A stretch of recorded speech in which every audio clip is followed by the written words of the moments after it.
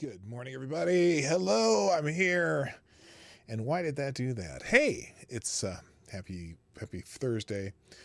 A couple days until a new year, and I'm looking forward to it. I'm not necessarily New Year's Eve. New Year's Eve is one of those amateur night things, but I just enjoy the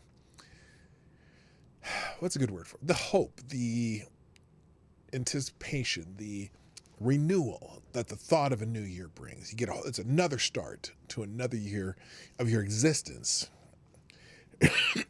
And so there are things to be optimistic about. And so today I promise you that regardless of what rant or whatever I get into, I was going to do lists today, and I still have a list. Well, I'll do one of the lists, but we'll do lists over the next couple of days and into the first week of the new year. But the list that I have today is a list of things that we should be thankful for living in this country. And that's really, if there's one thing from this show today I want you to remember, is when we get through that list, because it's a great list, and I think it's an important list that we have people recognizing the blessings that we have, especially if you're in this country, if you live in this country, why it's great to be here, and why so many people come here, and why so many people want to come here. And I hope that people learn to look at what we do here from that perspective. So that will finish the show. Don't let me forget. Somebody eat the bot. Oh, actually, I got it. Come on. I can't believe this, how much this happens now. Took care of it. All right. Anyway, and it's also FTG Thursday, but I didn't really, I was getting so much in this case of that rich socialite woman who hung out with the guy who didn't kill himself. Now, what I'm finding out is people who talk about this tend to get that. Well, I don't care about the yellow thing, the yellow dollar sign. They downgrade your monetization because I don't make money from monetization on this channel anyway, so I don't necessarily care about that. But it's fascinating that anyone who talks about this person, who is the feature on the front page or the thumbnail of the show, apparently everyone's getting kind of downgraded for it, just for talking about it. And I don't understand it, because there's plenty of news media talking. Well, they're sort of talking about it. They're not really getting into it, but I'm going to I am gonna, that's the feature today. That's the main thing, and then we'll get into all the other stuff as I can. So we'll do that right after the intro. Johnny, play the intro. Ladies and gentlemen, coming to you live from the Lucky Dog studio in a hidden location somewhere in the upper Midwest of the United States of America, it's a brother making his own way, but with all the wrong opinions. Welcome to the Morning Night Live with your host, yours truly, PDawg Knight. All right, stop the music. Good morning, everybody. Welcome to the Morning Night Live. I'm your host, Marty, also known as PDawgKnight on the internet. And welcome back to the PDawgKnight channel. It is Thursday, the 30th of December, 2021. One more day. Well, and we get of partying in this how do I describe it? Hellhole of a year. But I gotta ask you, okay, I have a great question though for you all today. And I'll have a poll, and we'll leave it up during the entire show, I think, because I want to make sure everyone coming in gets a chance to answer it. As far as your opinion on which was worse, 2020 or 2021. Here, in fact, we'll just type that in right now. Which year was worse? We got 2020 and 2021. Whoops, that's 2020, 2021. So we'll have that one. We'll just leave that one on for a while. So anyway, good morning, everybody. First in the chat today was Mike Savage, Blarg. Also, good morning, Gunfox61, our administrator of the Discord server. Also, Somnambule Nation. Oh, that thing covers up my. Is that thing? Can I hide that? How the fuck do I hide that? I don't want that there. Okay, there we go. Also, Somnambule Nation, thank you for tweeting out the show on your own. I appreciate that. Also, good morning to Maddie, who also tweeted out the show before I did. Thank you for always doing that. Also, good morning, Selective Boy. Oh, well, what's wrong here? Oh, you know what? I was wondering why, Mike. I wonder why you didn't get the bell there. Mike Savage, here. There you go. I didn't realize it didn't go off. Also, good morning, Selecta Boy. Yeah, boy. Also, good morning, too. Who else is here? Jonathan Peterson, what's up? Tyre Alexander. Raymond Lewis, how you doing? Good morning. Also, hi, Avocados Diablo, the Devil's Advocate. Who else is here? Cool Frogs in the house. Jesse Leon. Jaeger Pony, my favorite Canadians in the house. Amy in Connecticut, welcome back. Nice to see you, my dear. And the Pissed Off Shih Tzu. So that's a start. Share the stream. That is very important these days, because I don't think YouTube has any interest in pushing what I do here. So and that's fine. That's up to YouTube. They can do their thing. I we'll grow this bad boy organically. And also, thank you to our first sponsor of the day, GunFox61. And GunFox61, you are the new Streamlabs Superstar sponsor of the day. Thank you very much for sponsoring the show. Oh, no. I'm reading the first line of this, and it makes me worried. It says, Marty, just to pop your bubble. Another day closer to April 15th, aka Tax Day 2022, will be the same shit as last year, but with a few wild things. SpaceX, the new satellite, and, of course, a few wars that just might kick off and may start World War III. Yay! Okay, so...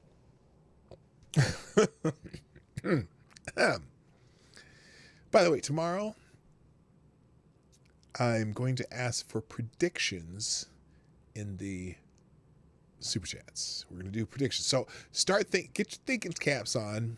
Predictions for 2022. All donations or sponsors. Your job is to come up with predictions for 2022. And I'll take them with non-sponsored ones also, but the ones that are sponsored will obviously get priority. So 2022. Well, you can see what's happening with the coofdemic, right? The coofdemic.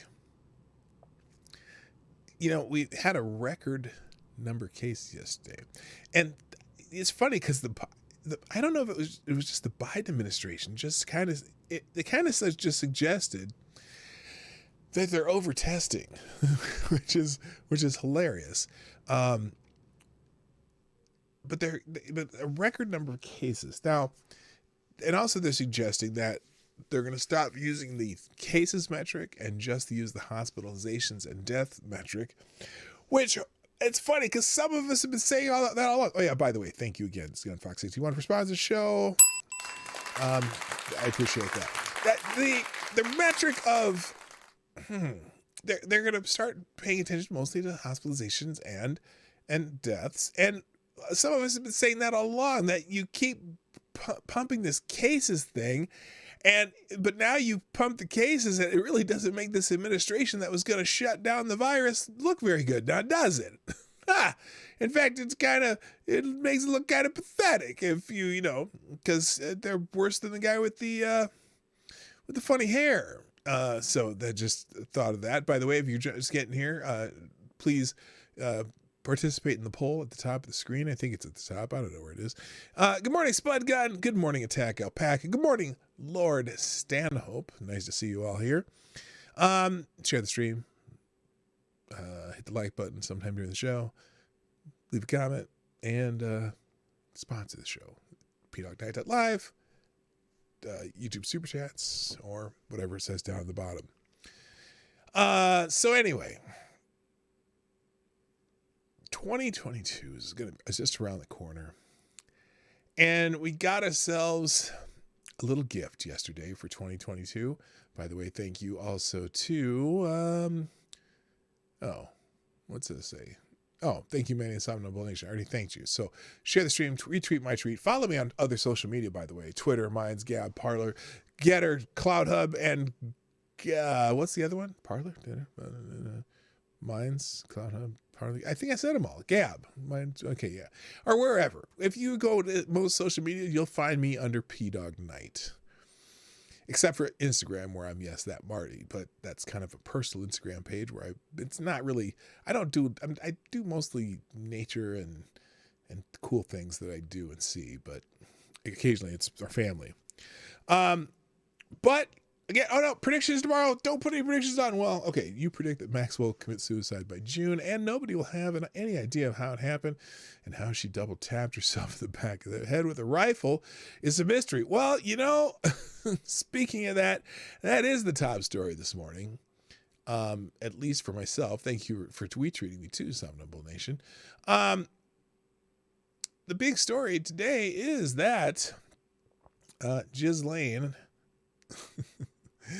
is found guilty. Longtime partner of Jeffrey Epstein found guilty on 5 of 6 charges in sex trafficking trial. Now, I decided to go the Twitter news route to cover this, and then I'll do one pseudo conservative or conservative-esque site to talk about it. But I wanted to look at how the media headlines treated this, but I also wanted to see how the reactions were, because something I've noticed as people talk about this, especially on Twitter, where there's lots of uplifting. I do have my cup of reparations, by the way.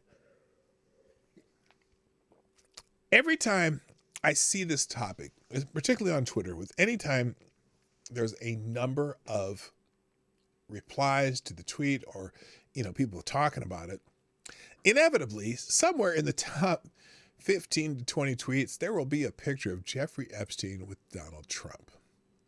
And I find it kind of hilarious, because if you know anything about the story, back when Donald Trump was friendly with Jeffrey Epstein, and he used to party with Jeffrey back in the 90s. And, I think there's pictures of him and Melania and Ghislaine or whatever her name is, and Epstein at a club. And there's, but then if you know anything about the story, and Donald Trump did fly on Jeffrey Epstein's plane once, and everyone's all up, Trump was on Epstein's plane. Well, Trump was on Epstein's plane because he needed to get back to New York, and for whatever reason, his plane wasn't serviceable, so Jeffrey loaned him his plane. And so the time that Donald Trump wrote it on the plane was from Miami to New York, getting home, whatever he was doing. But you got to remember, Donald Trump's the guy that, one, banned Epstein from Mar-a-Lago after he found out that Epstein was saying inappropriate things to one of his patrons' daughters. But also, Donald Trump was one of the only people who gave up information on Jeffrey Epstein in his case in Florida. Now, for whatever reason, the judge in Florida, put Epstein on some weird, just really strange probationary kind of half prison, half whatever light ass sentence that he got. But that has nothing to do with Donald Trump. But Donald Trump's the one person of all the people who associated with Jeffrey Epstein who said, the fuck out of here. You know what I mean? But people love to show those old pictures of Trump and Epstein together. It's amazing, right? Anyway, Maxwell was found guilty of sex trafficking and 4 other charges by a New York City jury on Wednesday for her role in years of sexual abuse and sex trafficking, alongside partner Jeffrey Epstein. She was acquitted of 1 count of enticing a minor to travel across state lines to engage in an illegal sex act. Follow below for more of the case and verdict. The jury began deliberating on December 20th, following closing arguments from both the prosecution and the defense teams, 3 days after Maxwell took the stand, only to say she will not be testifying. Maxwell could face a lengthy prison term based on her convictions, with sentencing to come at a later date, according to the New York Times. 4 women testified throughout the trial that they were sexually abused by Maxwell's former partner, Jeffrey Epstein, and that Maxwell facilitated and sometimes participated in the abuse, says CNN video. Now, it's funny because I don't know how closely the networks follow this case, because they didn't televise this case. Said, no, we're not televising this. But there were some noteworthy names that came up during the trial, including the president, former president, actually 2 former presidents, former President Trump and former President Clinton. Of course, Clinton wrote on the old Airbus something like 27 or 28 times to the island, to different locations with them, and Prince Andrew, and who's the dude, what's the actor's name that got in trouble for sexually harassing boys and set, Kevin Spacey, he was one of them. There's all kinds of names. In fact, there's a whole black book of people. By the way, good morning, Jim Beam and Legit Low Talker. So anyway, let's look at how some of the meat, because when you go on Twitter or you go on YouTube, you're only going to get the media headlines first. So here's Sky News. Ghislaine Maxwell conviction. Will others be charged? Oh, that's a good question. Will others be charged? Will she flip and sing? Will she live long enough to flip and sing? Here are questions left by the trial. So that might be an interesting article. We'll open that one up. National Post, Ghislaine Maxwell trial. How intimate photos with Jeffrey Epstein sealed the case against the socialite. Okay. There's a grabbing the boop. Matt Gerding. Is that is it the Far Side guy? And Far Side, and also Simpsons. Is he one of them? Yeah. You know what? Give me a list in the chat of known people who were associated with Epstein besides Trump and Clinton, and we got Spacey there. We got Matt Gerding. Let's see. The actor that got in trouble for sexually harassing people. Yeah, it's gonna. Are you gonna have to be more specific? This is true. This is very, very true. Yes, there's all kinds of people like that. Anyway, Spencer Cuban, lawyer who represented 9 victims of Jeffrey Epstein, said the verdicts of the trial of Ghislaine Maxwell was seen by my clients as an absolute and unmitigated victory, and one that could empower more survivors to come forward. That's what I'm looking forward to. I want names. I want them to names.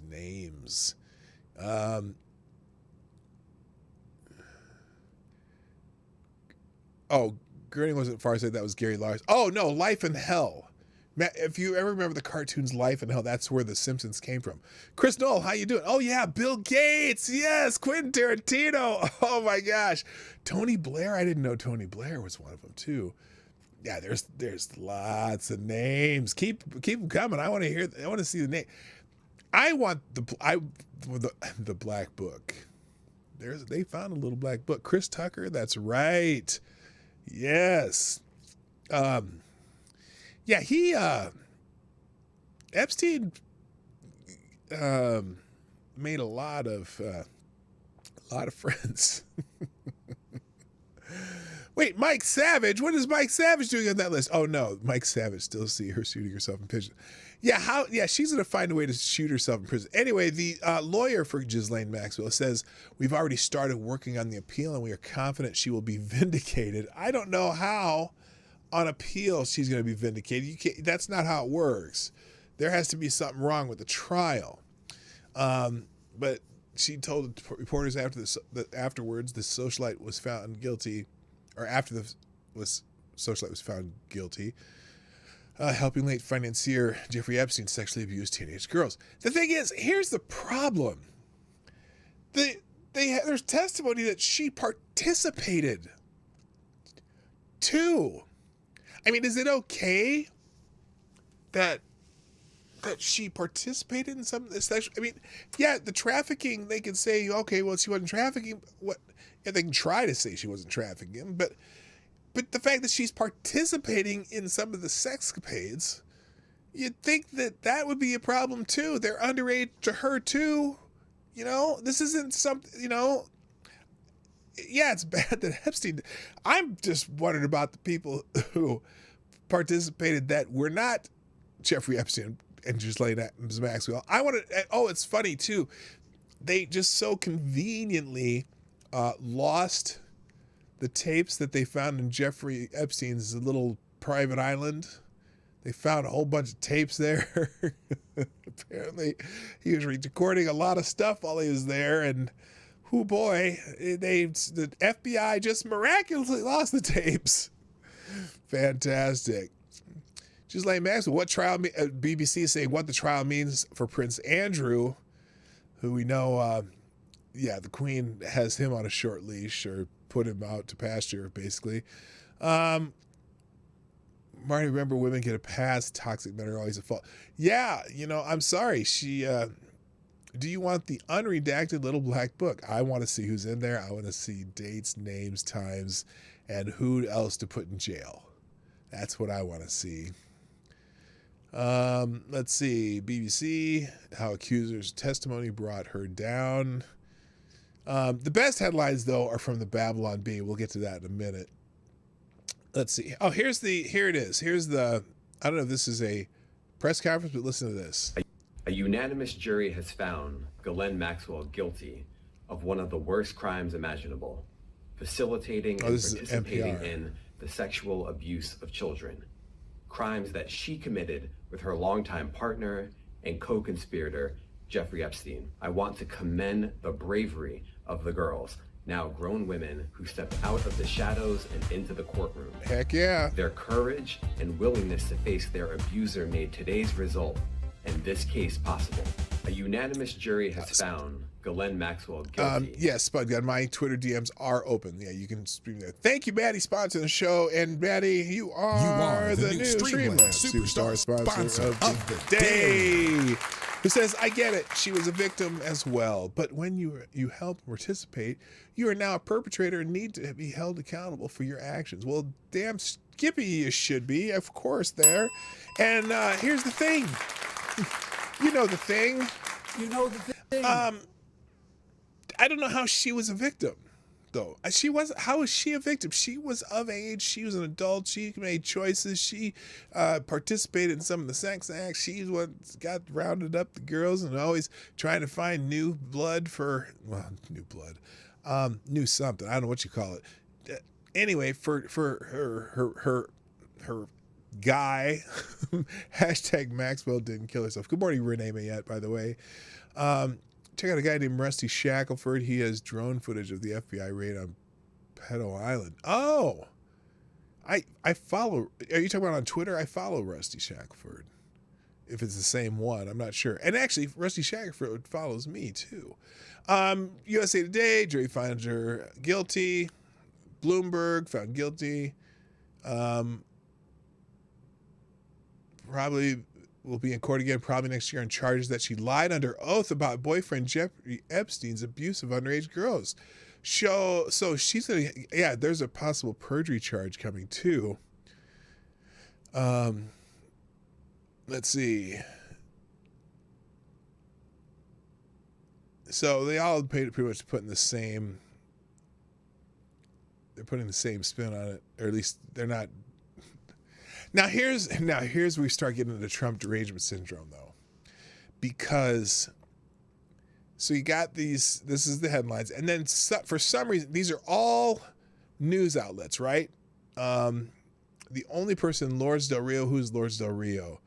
She is Univision correspondent, news anchor, okay?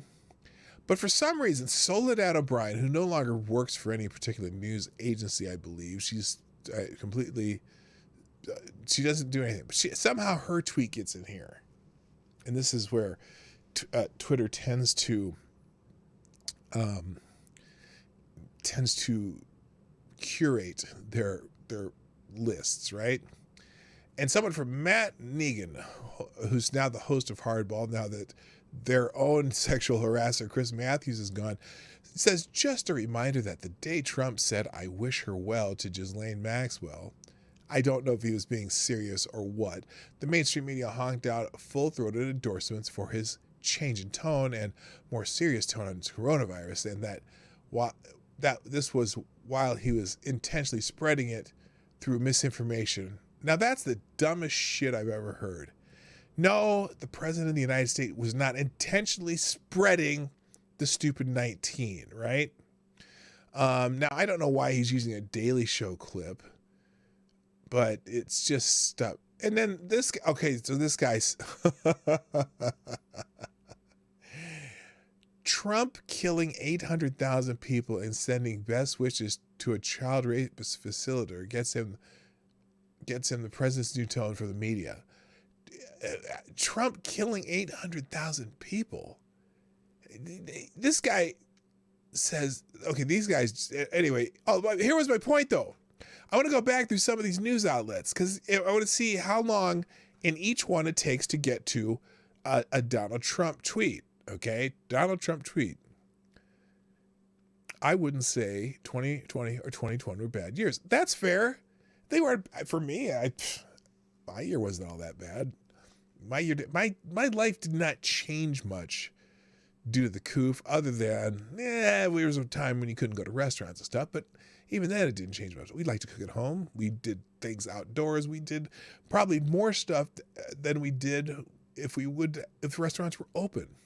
We went on walks. We took our dogs for walks more. We went to places that were, cool places that there weren't a whole lot of people there to be in our way. So anyway, I want to go to these newsletters and see how many reply tweets it takes to get, Trump's not still president. Exactly. How many reply tweets it takes to get to an anti-Trump tweet. So, but Newsweeks have to have 100 responses or more, so these don't count. Oh, Reuters has more than 100. Let's go and see how many replies it takes to get to something about Donald Trump. Okay, here's the tweet. Reply number 1, no Trump. Nothing yet. Oh, there's a Prince Andrew there. Oh, this one might take a while. There's not any here. We're scrolling down. We're past 15. There's plenty of Epstein killed himself. And Epstein killed himself just before he was vindicated, right? Yeah, because there was something about being vindicated. The lawyer saying she'll be vindicated. Yeah, I'm not buying it. All right, this one's pretty good. Not too many. No. Okay. Oh, but this is replying about Jeffrey, about Ghislaine being vindicated. So, there it is. Here we go. Judge Allison Nathan must release all 2,000 plus names in Epstein's little book, black book. And it comes with this picture. There he is with Prince Andrew, Donald Trump again. That's just them. There he's with Bill Clinton. There's Prince Andrew. I don't know who these people are. Elon Musk with Ghislaine Maxwell. So this is a petition on change.org. Over 2,000 plus names of very powerful criminals and pedophiles are being protected by the United States. Here's the problem, though.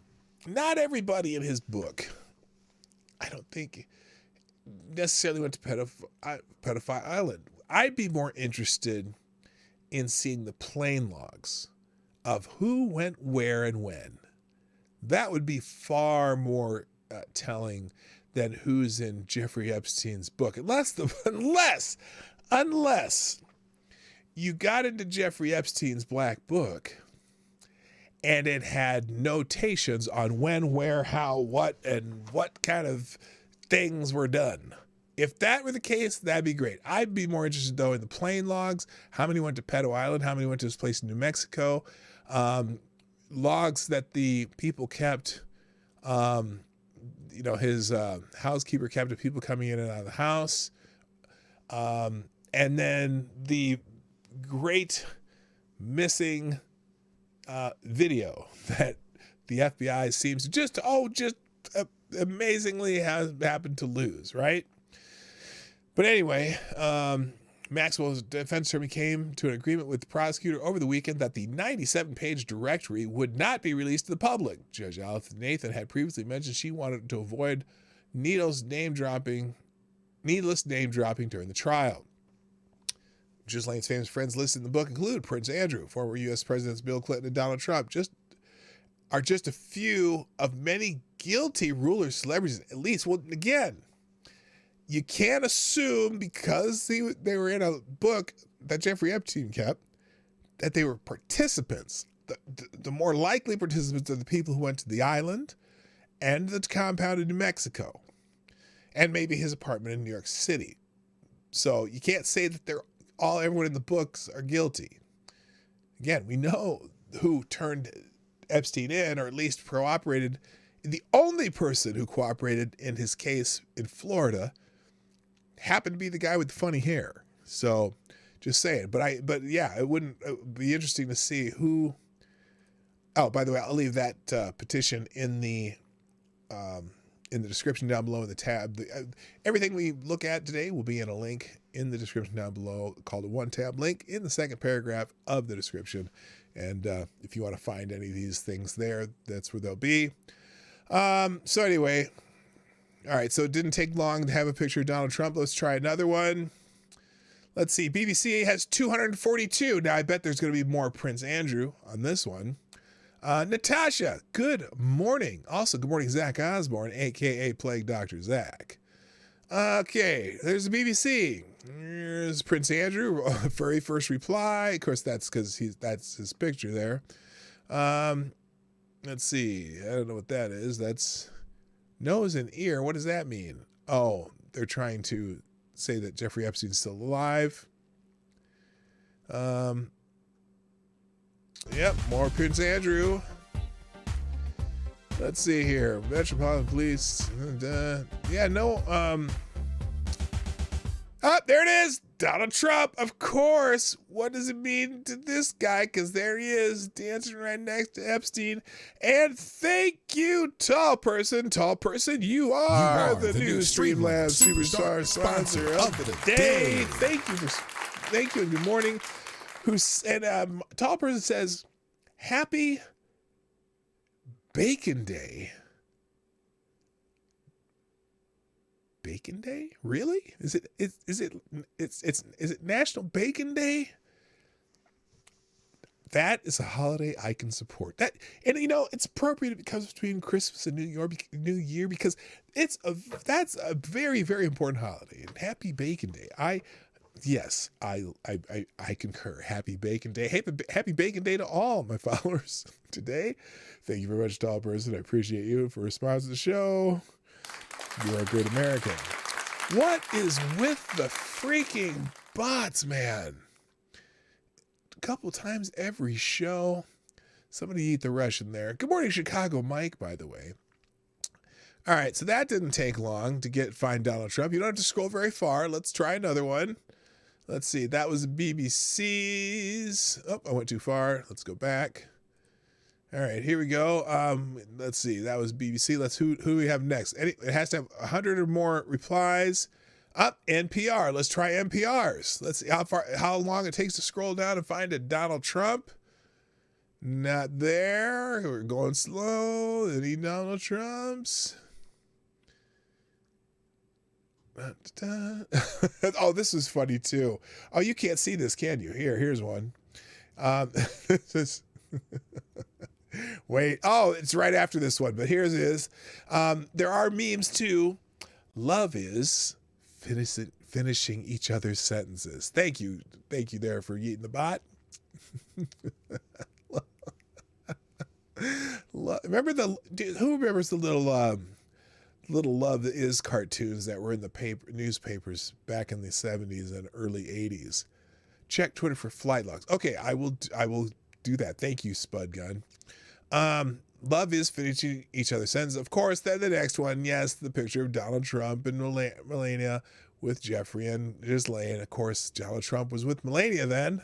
So who knows what's going on there.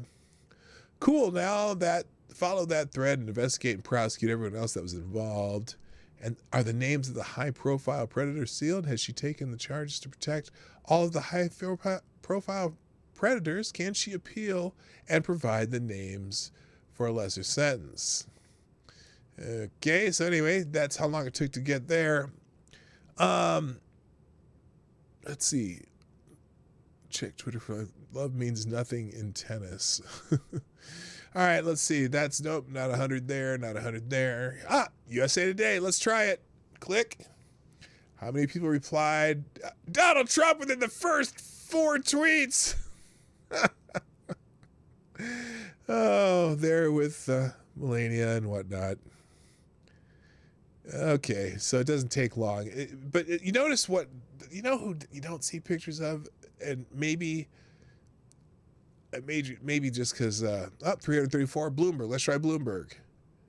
How long will it take? First one.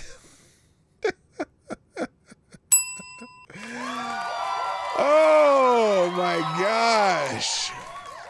If she had any secrets to tell, we would already have told them in exchange for charges against her being lowered or dropped.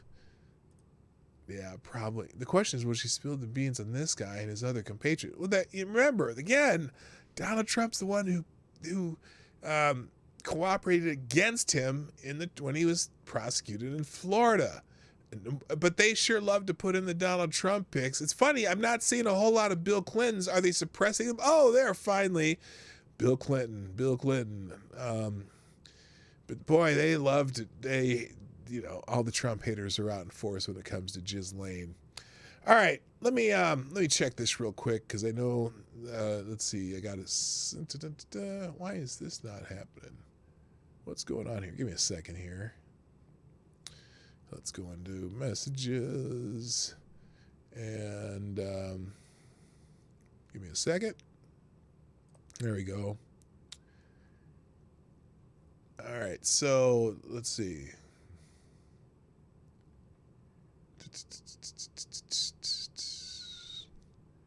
All right, here's the flight logs. Oh, goodness gracious! I can't read this. I would try to read this, but it's too small, and two, what the hell's going on here? Which one I have? Oh, there we go. Let's move this over. Oops, that doesn't work. Let's go that. We'll try to move these in the middle a little bit. Yeah, these. I see. Oh, they have people highlighted. There's Bill Clinton, President Bill Clinton. Oh, these are all the times that Bill Clinton flew. I was Virginia Roberts on the same flight with Bill Clinton, President William Clinton, Kevin Spacey. Who else is highlighted on here? President Andres Pastrana. Okay. Okay, they only highlighted certain people. Bill Clinton. Oh my gosh, that was several times over a couple days. All right, so anyway, I don't know if they've gone through and highlighted everybody, but we see that Bill Clinton was there, and there's how many pages of flight logs are there? There's the 100 pages here, and we're still in the middle pages. But anyway, so we already knew Bill Clinton was on those flights quite often. But what I'll do is I will leave that link open, and I'm going to also leave, Spud Gun also gave me a link to the Black Book. Apparently they got that.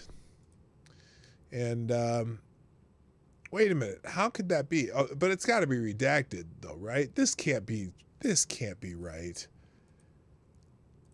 Is this the actual, and why is it all typed out? Or is this just, this can't be it. But I'm going to leave, all right, I'm going to pretend, I'm going to leave that out there. You can decide for yourself if you want to look at that. That would be is it a transcript of the Black Book, or is it the actual Black Book? That's what I'm curious about. And I don't see, unless somebody somehow got this smuggled out. John Cleese. Oh boy. Yeah, I forgot he was one of them too. Anyway, so if you want to look at those, you can look at those on your own. Let's see. What's that? Chicago Mike, proper flight logs. So it is technical. Black Book isn't. Okay, so I'll leave those in the description down below, and hopefully I don't get I don't get from YouTube for having that on my description. So who knows? All right, let's move on to something else because we've talked about. Oh, wait a minute. Okay, let's go into. I do want to do this one article just to see how a conservative outlet looks at it. This is the Federalist. Co-conspirator Ghislaine Maxwell found guilty of sex trafficking minor girls. These are all just. Is this just the facts? Yeah, that's just a regular, straightforward article. Now, but the best headlines, of course, the best headlines for this trial and for this whole situation come from none other than the Babylon Bee, and I will leave all three of these articles open. We're not going to read them, but I think the headlines alone are hilarious, so we will show them to you. From the Babylon Bee. These are great. After conviction for sex crimes, Ghislaine Maxwell announces new job at CNN.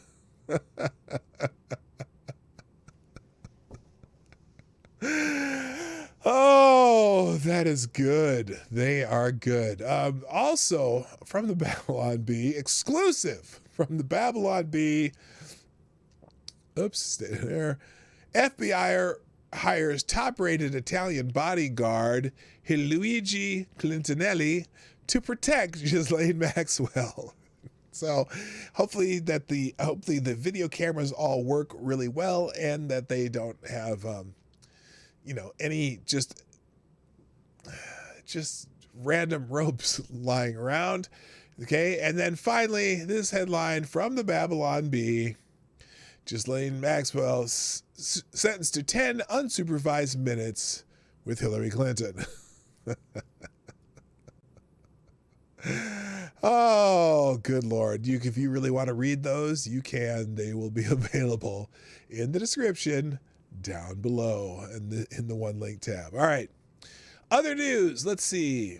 What did I have open here? A little bit about the January 6th Commission.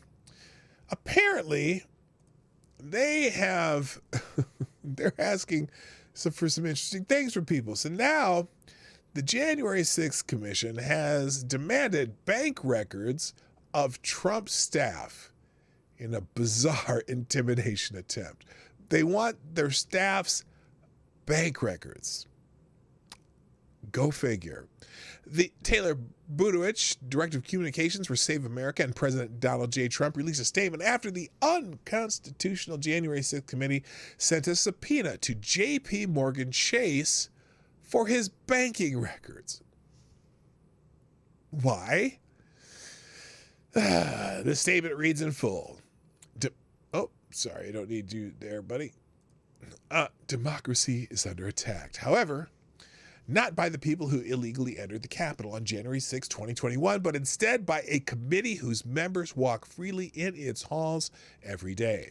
After complying completely with the committee, concluding sitting for a 4-hour deposition on December 22nd, I returned home on December 23rd, only to find a notice from my banking institution, J.P. Morgan Chase, that they'd be handing over my banking records to the committee if I did not provide a court-ordered stoppage by December 24th. Now remember, this is on December 23rd. To add to the absurdity, neither the committee nor J.P. Morgan Chase will provide me with a copy of the actual contents of the subpoena. By circumventing my constitutionally protected rights, this committee is only proving one thing. The Constitution only applies if your political party is to change. For me, this complaint being filed in federal court is not about politics or partisanship. The reality is, at the current rate, Democrats will lose an unprecedented number of seats, including both chambers of Congress. Some may be encouraged by this likelihood, given billionaires like Mark Zuckerberg have personal and business records that are surely more interesting than mine. I, however, am not, and I will not allow some politicians to intimidate me for my support for President Donald J. Trump. Government should not be a weapon that's freely used against political opponents and private citizens. But it seems like this Democrat-led Congress is intent on codifying that precedent. If that is the case, then may God help us on this Christmas Eve. Budowich has provided more than 1,700 documents to the committee, as well as sitting for 4 hours of sworn testimony. J.P. Morgan Chase received the subpoena on November 23rd, a month prior to informing Budowich that it would be complying with the subpoena. J.P. Morgan Chase is represented by former Obama Attorney General Loretta Lynch in this matter. Oh my God. Oh my God. So they political. Let's see. PDawg, it would be better to put a pinned comment. Omegon got in trouble a while back for having naughty stuff in the description, but not the pinned comment. Well, I have it in a link. It's not really in the description, and it just says, here are the news stories from the link. So I don't know if I'll get in trouble for it. They have to click through a link and then look at the list of the click link and whatnot. It should be okay. Thank you for your concern, though. The January 6th committee has repeatedly acted outside federal law throughout their investigation. Examples include falsifying evidence against supposed attendees of a meeting in the days before the Capitol protest and refusing to appoint a ranking House minority member, which John Eastman noted makes it impossible to comply with relevant House rules, including those applicable to subpoenas. To date, the FBI has found scant evidence of an organized plot related to January 6th protests. So, yeah, they're playing as dirty as they possibly can, which is, I guess, is not a surprise. You can tell by the makeup of the committee. Rusty Shaq, what's happening? You rather enjoy 2020. Well, there are masochists among us, so I get it. Oh, good Lord. Anyway, so moving on.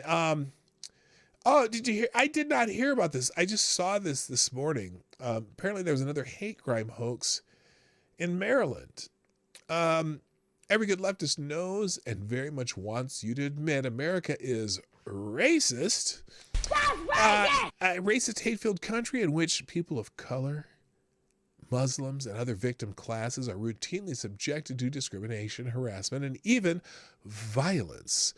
The only problem with our culture of systemic racism, which critical race theory advocates claim to be working hard to transform for the good, is that it's not even close to being backed up by reality. Again and again, these hate crimes that are invoked as evidence of the white supremacist violence that the government and media tell us so much about turn out to be fake.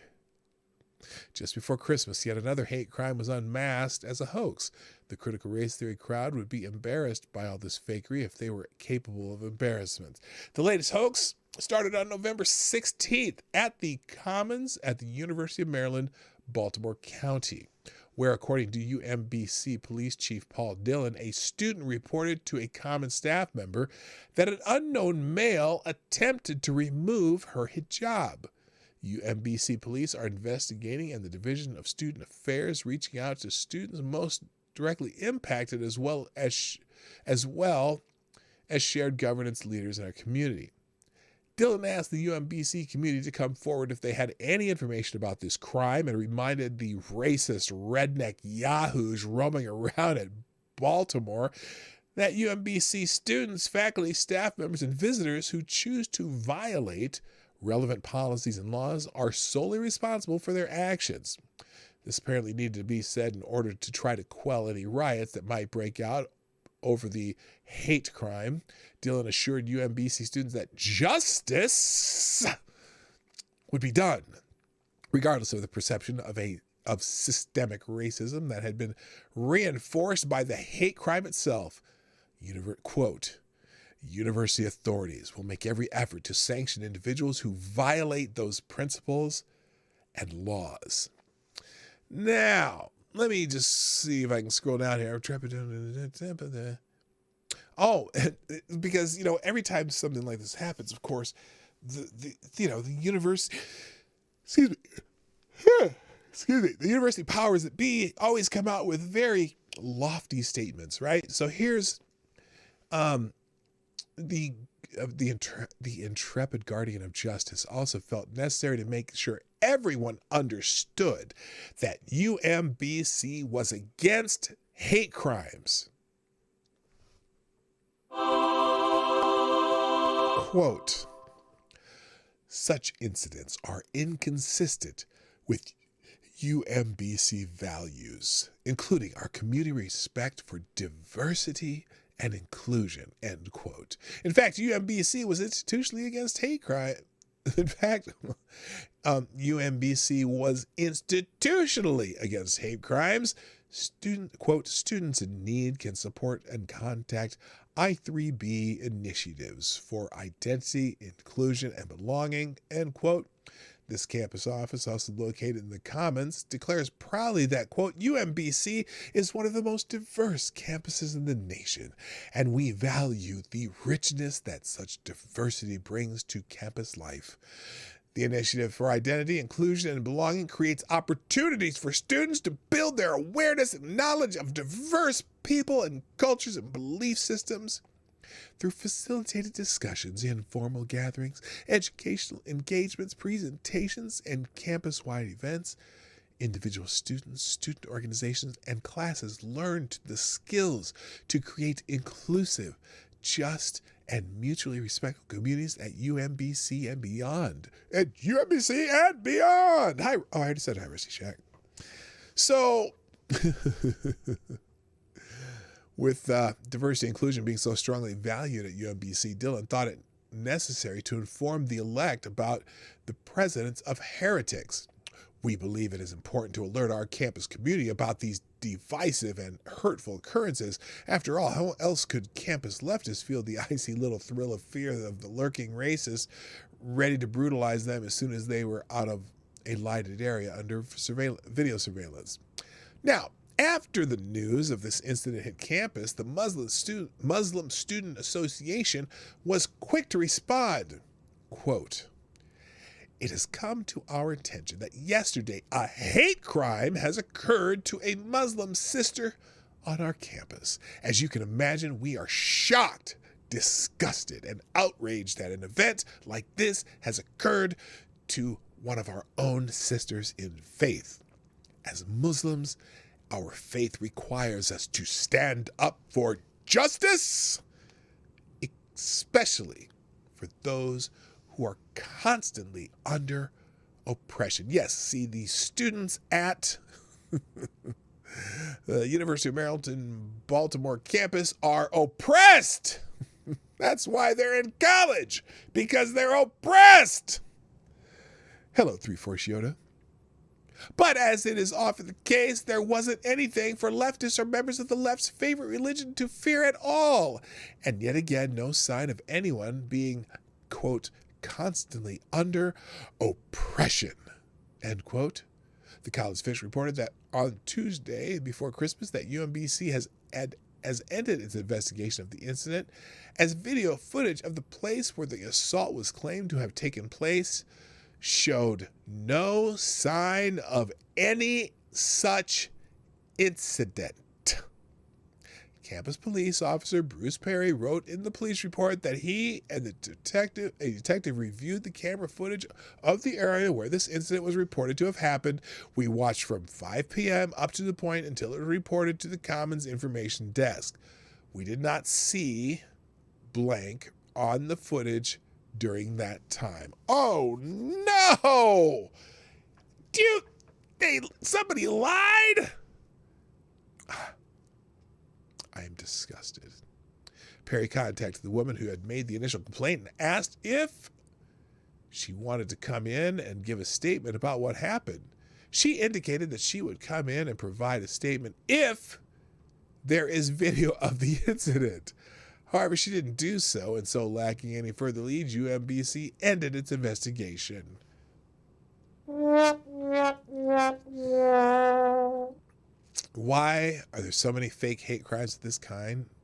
The obvious answer is that they validate the left's view of the world. Reality certainly doesn't do so, so some people try to force reality to fit their preconceptions. And in this age of absurdity, being a victim confers status, respect, and influence. That ensures that this silly non-incident UMBC will not even be close to the last of its kind. Well, they should have expelled the girl. That's my personal opinion. What say you? Anyway, all right, let's see. How many people are here? We got 26 people, 22 likes. Hit the like button if you haven't done so already. Also, our poll today, there's our poll. Which was worse, 2020 or 2021? Looks like 2021 gets it. I'm going to end the poll, even though some of you said that this year wasn't so bad after all. You know, I guess it wasn't terrible. There have been worse years, although it's going to be interesting to see how the next year comes along. All right, let me do a quick commercial and then we'll come back and finish the show because I need to grab some coffee.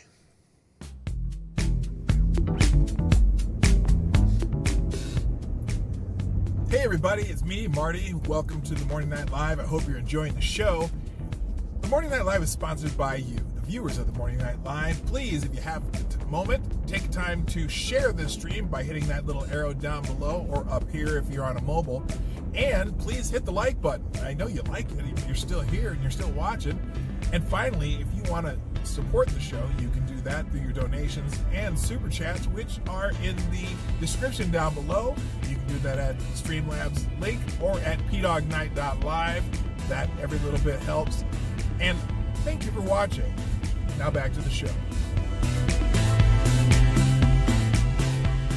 All right, we're back. And I did get coffee because I realized that I don't have any coffee upstairs. Was there a sound on that? I hope there was. Anyway. All right. Stay at home. Let's see. University of Phoenix doesn't have any SGWs, and neither does Apex Tech.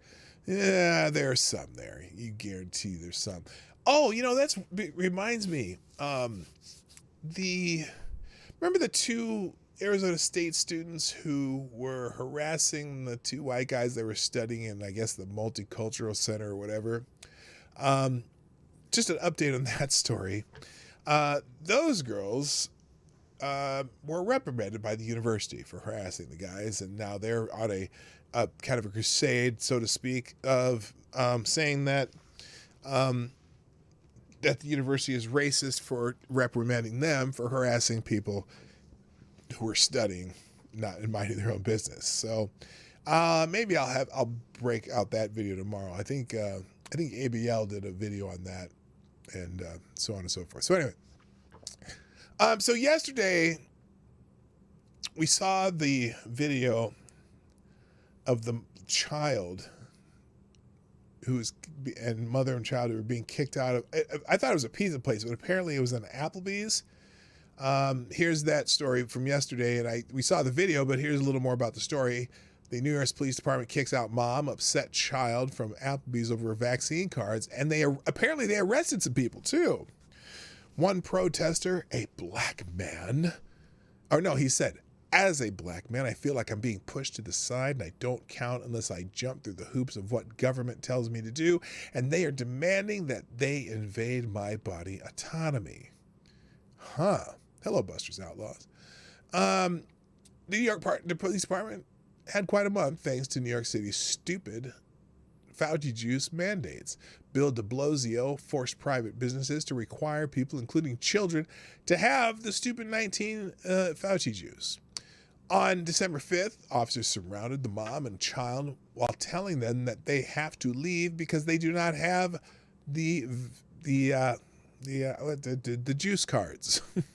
I'll call them the juice box. They weren't carrying the juice box, and so they told them they had to leave. That's my code here. A protest happened at the same time in the Applebee's. I do not know if the mom brought the child to the protest or it's just a coincidence. The police arrested 4 people and charged them with criminal trespass. Here's the problem. So criminal trespass, doesn't an owner of a place have to sign on to a criminal trespass? I don't know how that works. Because did the restaurant ask to press those charges? I don't know. And in New York, it seems like Mayor de Blasio can make up laws on a dime. But anyway, we saw the video yesterday. And then they said, unless you have vaccination cards, you have to exit the restaurant. An officer could be heard saying in the video, a child appears upset and covers his face, and the officers attempt to defuse the situation. Others in the restaurant heckled the NYPD officers as they asked the group to leave. Scarring a child, traumatizing a child. Hope you feel good about yourself. NYPD run protester yells. An officer then addresses the entire group of protesters. Quote, if you leave voluntarily, you will not have charges pressed against you. Otherwise, you will be arrested for trespass. This will be your only warning, he says in the video. And then And then we know the black men compared it to the civil rights movement. Another protester who was African-American likened the demonstration to sit-ins carried out by Martin Luther King and other civil rights activists in the 1960s who were protesting lunch counter segregation. It's the same thing. It's segregation all over again, he said on a video posted online. This is not what America's about. We've had enough, and we will stand up for our freedom before we lose it all. So apparently they had multiple arrests. Oh, that was the Burger King. That was the Burger King arrest in another place. So anyway, yeah, the New York people are just, they're in hell right now. All right, moving on. This from the New York Post. Chicago teacher quarantines in a plane bathroom for 4 hours after testing positive for stupid 19. Now, I am really curious about this. How did she get into the plane bathroom? Yes. Oh, yeah, we haven't done any FTGs. We get an FTG.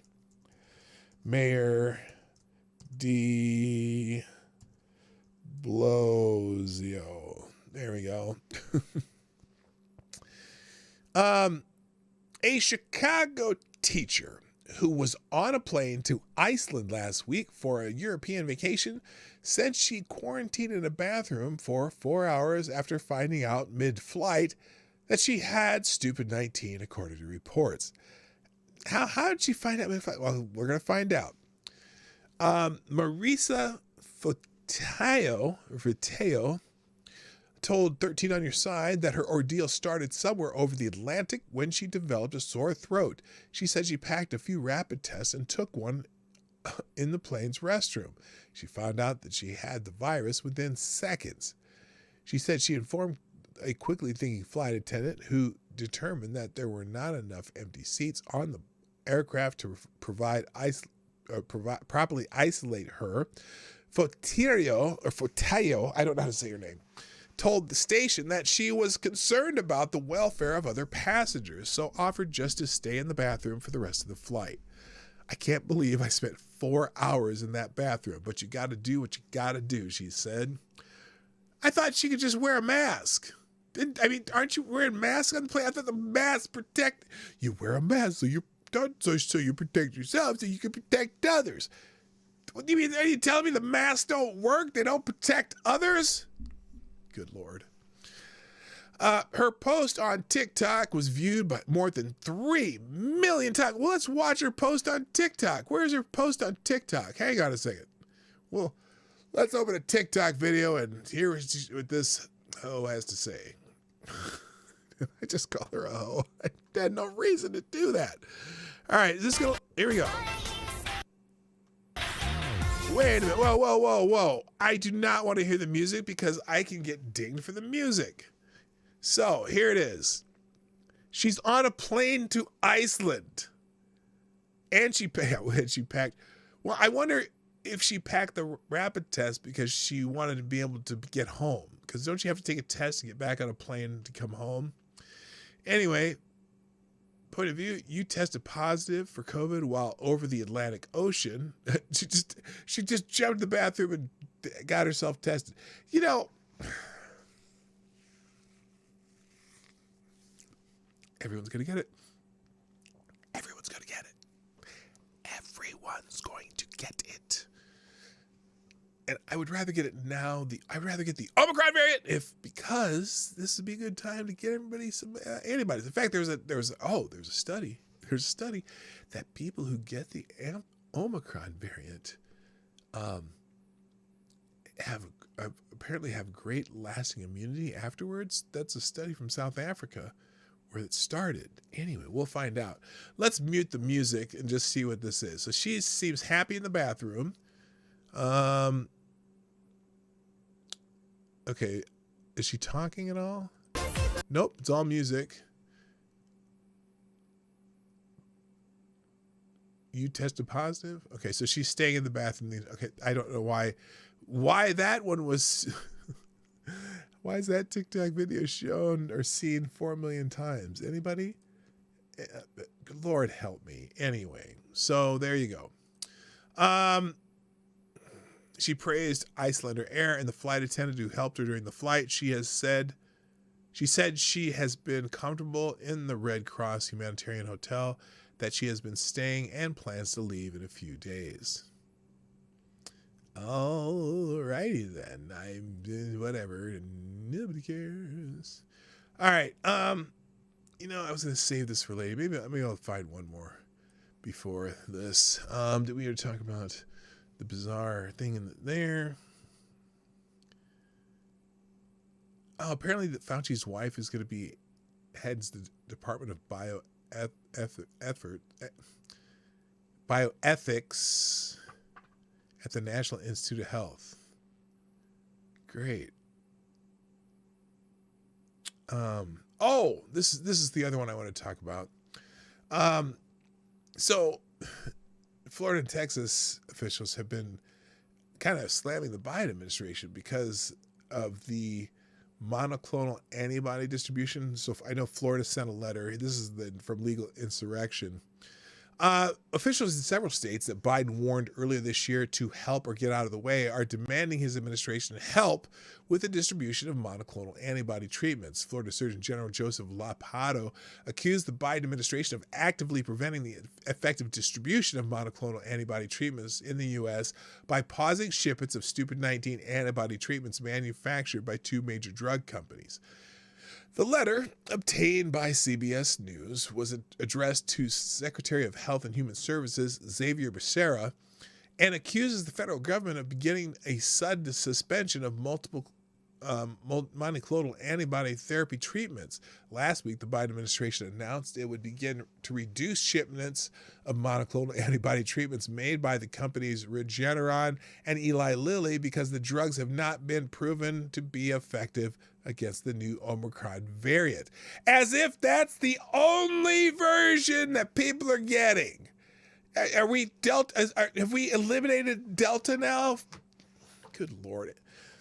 Anyway, studies show a third monoclonal antibody treatment, Sotrovimab, from the company GlaxoSmithKline, does work against Omicron and is still being supplied by the federal government. So hold it. Stop. Wait a minute.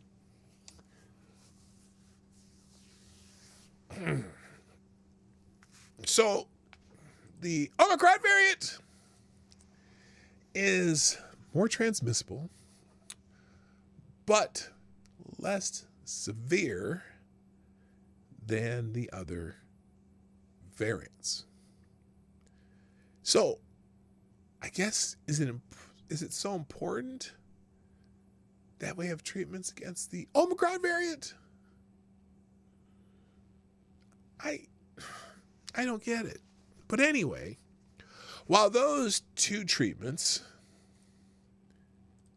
may not be effective against Omicron, new analysis shows that over 40% of the cases are still the Delta variant. Those medications have helped reduce the health effects on infected people. Florida Surgeon General said the state still needs shipments of the other two treatments to be used against existing cases of the Delta variant. Roughly 20% of the state's cases are still Delta cases, according to the Florida Department of Health.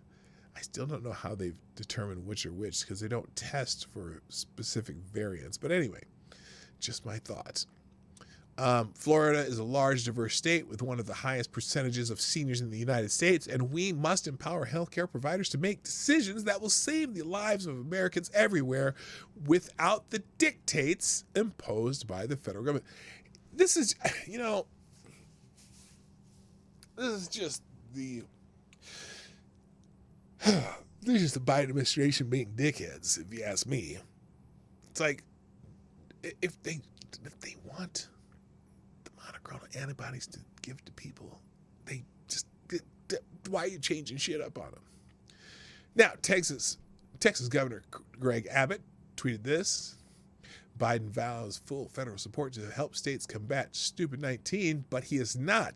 Biden is hoarding the antibody therapeutic drug and denying states independent access to that medical treatment. Now he has stopped providing any of that medicine to Texas. Well, that's fucked up.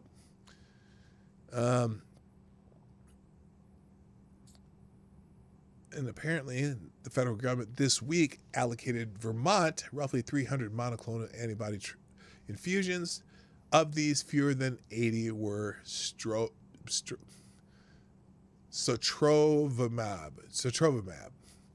a drug that is effective against both Omicron and Delta. Anyway, they're dicking around. That's what they're doing. Forced vax that aren't proven, but the antibodies that isn't proven is a no-no. Right. That's absolutely right there, Brent Hayes. By the way, good morning to you, sir. All right. Where are we at here? Oh, wow. There's a lot of people here. Hit the like button. Don't forget. Let's see. There was another one that I'll do before. This last thread is really important to me, so I'm going to give it ample time, but I'm going to hit one more story before we move on. Over at Harvard, here's some education news. Over at Harvard, apparently they're dropping the SAT requirement at Harvard temporarily, but the effect of them dropping the requirement for several more years enables more anti-Asian discrimination. I thought anti-Asian discrimination was bad. Just thinking. Harvard University is defending in a lawsuit alleging discrimination against Asian applicants. We covered the case at that trial at appeals court levels where Harvard prevailed. The case is now awaiting word whether the U.S. Supreme Court will take the case for review. As detailed previously, one of the primary primary pieces of evidence demonstrating discrimination was the SAT scores of admitted applicants, as it was argued in a petition for review by SCOTUS. Harvard uses race at every stage of the admissions process. To begin, Harvard recruits high school students differently based on race.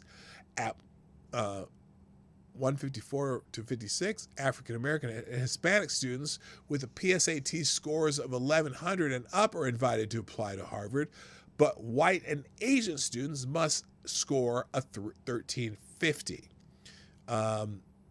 In some parts of the country, Asian American applicants must score higher than all other racial groups, including whites, to be recruited to Harvard. Well, that's not fair.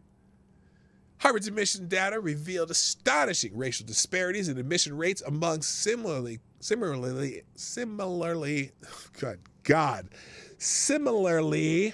qualified applicants. SFFA's expert testified that applicants with the same academic index, a metric created by Harvard based on test scores and GPA, has widely different admission rates by race. For example, an Asian American in the fourth lowest decile has virtually no chance of being admitted to Harvard at 0.97%, but an African American in that decile has a higher chance of admission, 12.8, than an Asian American at the top decile, 12.7. So they're literally if you're Asian, they are discriminating against you. I wonder, you know how like sometimes Asians don't always have like super Asian names, you know, they might be Bob Smith, and you go Bob Smith and it's this Asian dude. I wonder if Bob Smith could get around that. Just don't put your race in when you're applying for Harvard. Maybe that'd be a good idea. SFFA's regression analysis showed substantial preferences for African American and Hispanic applicants.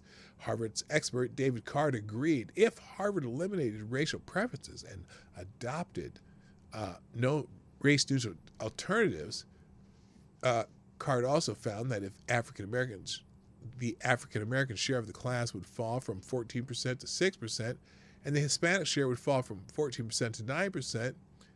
In absolute terms, then, race was determinative for at least 45% of all admitted African American and Hispanic applicants, or nearly 1,000 students over a 4-year period. Anyway, they're discriminating against Asian kids, period.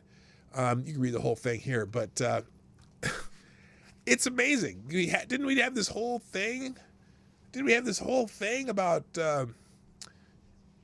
racism against Asians? I mean, what's the deal? What are you talking about? All right, we're gonna finish up here. Oh, I want to finish up because I'm almost out of time, and I do want to get to this thread, and I want to make sure I get to it, and because it's important, and I think it's a great thread for as we end the year, even though we have one more day till New Year's Eve. I really think this is important. So I was perusing around Twitter, and I came across this guy. This guy's name's Amjad Masad. Okay, and he made this thread, and just so you can, we'll finish with this today. He starts, I landed in the United States 10 years ago with nothing but credit card debt. After one startup exit, one big tech job, and one unicorn, I don't know what that means, I genuinely believed that it wouldn't have been possible anywhere else in the world. Here are the 10 things I love about this country. 1, work ethic. First thing I noticed was that everyone, regardless of occupation, took pride in doing a bang-up job, even when no one looked. I asked people, why do you pour everything into a job, even when it is seemingly thankless? And it was like, again, asking a fish, what is water? That's something that people you may not know that here. That people do have an amazing work ethic. It's ingrained in the fabric of our culture, or the American. If you say there's American culture, work is part of the American culture for the most part. Number 2, lack of corruption. Now, this one fascinated me when I first read the head of this. But he says, in the 10 years in the U.S., I've never been asked for a bribe, and that is surprising. When you know that you predictably get to keep a sizable portion of the value you create, and that no one will arbitrarily stop you, it makes it easier to be ambitious. Bribes are so common in other countries, and maybe, okay. Number 3, win-win mindset. People don't try to screw you on deals. They play the long game and align incentives in such a way that everyone wins. This is especially apparent in Silicon Valley, where you can't underestimate anyone, because one day you might be working for them. And also, but I think in the U.S., if you're dealing in something like that, you want repeat customers, so you don't want to screw them over the first time you sell to them or whatever. Number 4, rewarding talent. From sports to engineering, America is obsessed with properly rewarding talent. If you're good, you'll get recognized. The market for talent is dynamic. If you don't feel valued today, you can find a better place tomorrow. Number 5, open to weirdos. Because you never know where the next tech, sports, or arts innovation will come from, America has to be open to weirdness. Weirdos thrive without being crushed. We employ people with the most interesting backgrounds, dropouts to artists. They're awesome. Number 6, forgiveness. Weird and innovative people have to put themselves out there, and as part of that, they're going to make mistakes in public. The culture here values authenticity, and if you're authentic and open about your failures, you'll get a second and third chance. Number 7, basic infrastructure. Americans take care of their public spaces. Parks are clean, subways and buses run on time, and utilities and services just work. Because life can be livable for a time without income, it was possible for us to quit our jobs and bootstrap our business. Now, you know what's fascinating about that? We take for granted so much. Just something as simple as having our electricity run all the time. North Americans in particular. and some European countries. But there's so many places where the lights go out on a regular basis. You lose electricity on a regular basis, so you might have it for 6 to 8 hours, and then suddenly it's out. Now, of course, we have California, so that's kind of weird there. But yeah, that's something cool.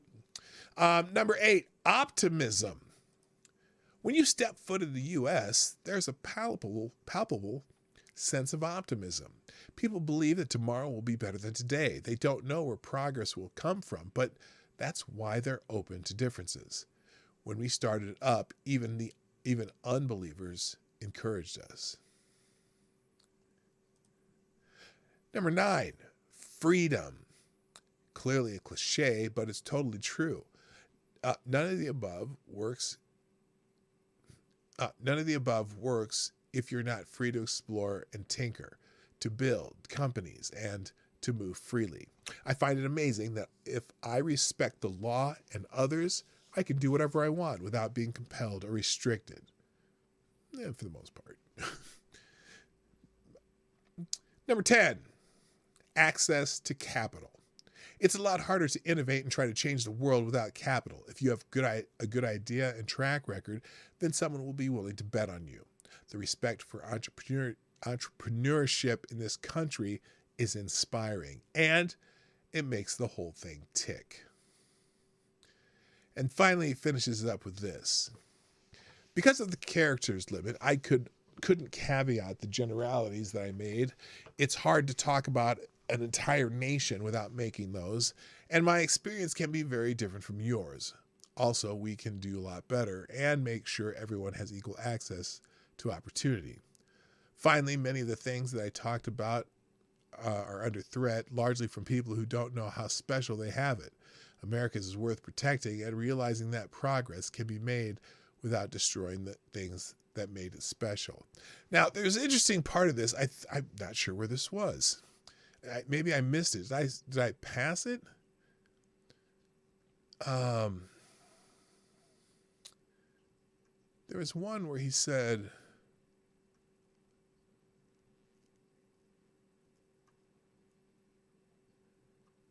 oh, maybe he took out the one about how little racism there is here.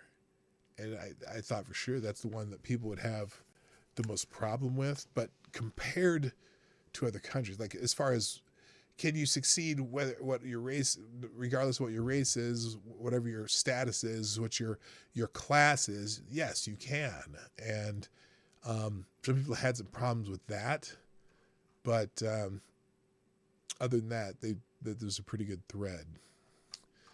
So anyway, hello, Rock Hopper, how you doing? I wonder what happened to it. I wonder if he had to take it out because people were bitching at him.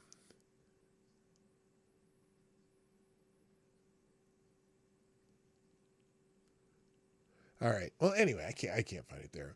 But I really like that thread, though. I think that more people, it's when the reason, one of several reasons that people who immigrate here can see this so much better than we can is because it seems as though we're hung up on the bad things that we have had to overcome, and not completely, but for most part have overcome, but still constantly hash out in the back of our heads.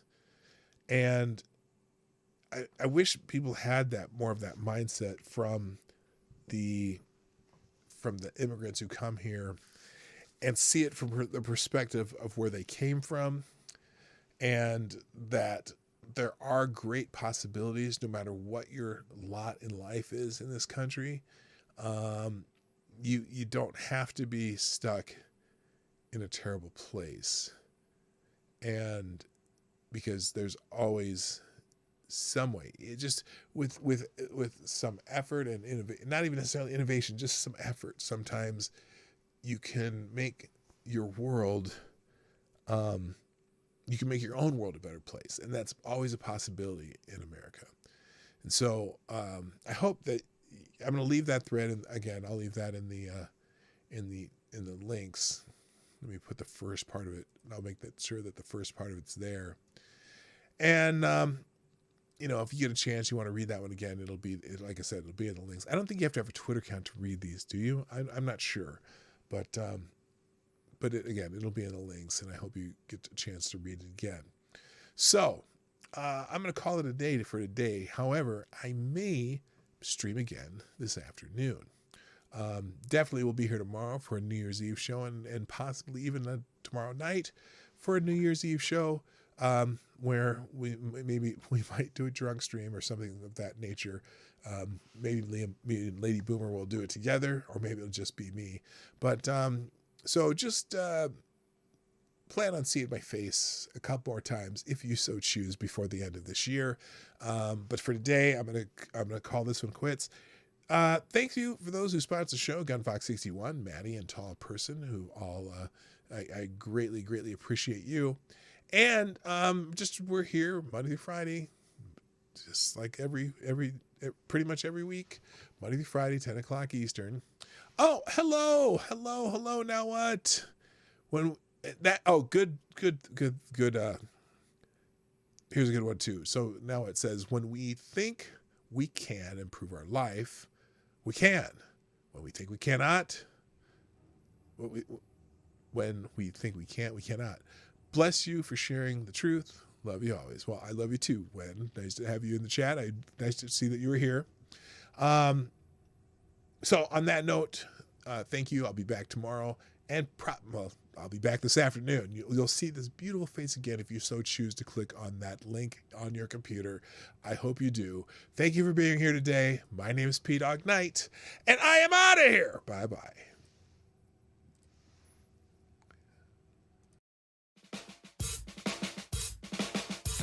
Hey, this is PDawgKnight, and thank you for watching today on the PDawgKnight channel. If you have an observation or remark you'd like to make about this video or my channel, I absolutely welcome you to write it in the comment section down below. I really look forward to hearing from you. And before you go, if you like what you saw but you're not already subscribed, please make sure you hit the subscribe button and definitely click that bell that pops up afterwards so you'll be notified when I post new videos or when we go live. I broadcast my live show, The Morning Night Live, Monday through Friday at 10 o'clock Eastern, 9 o'clock Central. A special thank you to all the supporters of this channel who share our videos on social media and who make donations through Streamlabs, YouTube, Venmo, and Cashapp, which are all linked in the description down below. Thanks again, and until next time, I'm PDawgKnight, and I'm out of here.